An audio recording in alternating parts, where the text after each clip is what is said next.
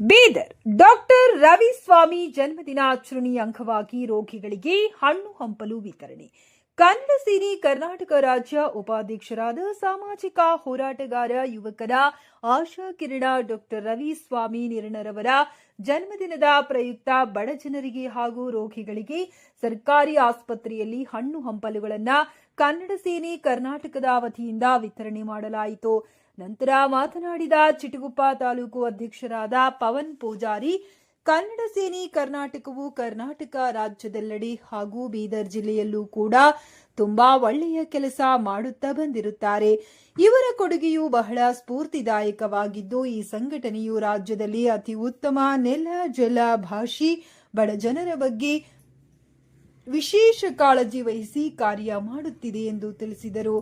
ಈ ಸಂದರ್ಭದಲ್ಲಿ ತಾಲೂಕು ಉಪಾಧ್ಯಕ್ಷರಾದ ಸತೀಶ್ ಗಂಜಿ, ತಾಲೂಕು ಸಲಹೆಗಾರರಾದ ತಿಪ್ಪಣ್ಣಾರೆಡ್ಡಿ, ತಾಲೂಕು ಕಾರ್ಯದರ್ಶಿಯಾದ ಅಂಬರೀಶ್ ಒಳಖೆಂಡಿ, ಶಿವರಾಜ್ ಸ್ವಾಮಿ, ಉದಯ್ ಹಿಬಾರಿ, ಪ್ರಭು ಸ್ವಾಮಿ, ರಾಜು ರೆಡ್ಡಿ, ಶಿವರಾಜ್ ಸ್ವಾಮಿ, ತಯ್ಯಬ್ ಫ್ರೂಟ್ಸ್ ವಾಲಿ, ರಾಹುಲ್ ಚಿರಸಾಗರ್, ಹರ್ಷದ್ ಯೌನೂಶ್, ಸಾಯಿ ಪೂಜಾರಿ, ದಯಾನಂದ್, ಮೋಶಿನ್, ಮುಜೀಬ್ ಹಾಗೂ ಅನೇಕ ಕಾರ್ಯಕರ್ತರು ಉಪಸ್ಥಿತರಿದ್ದರು.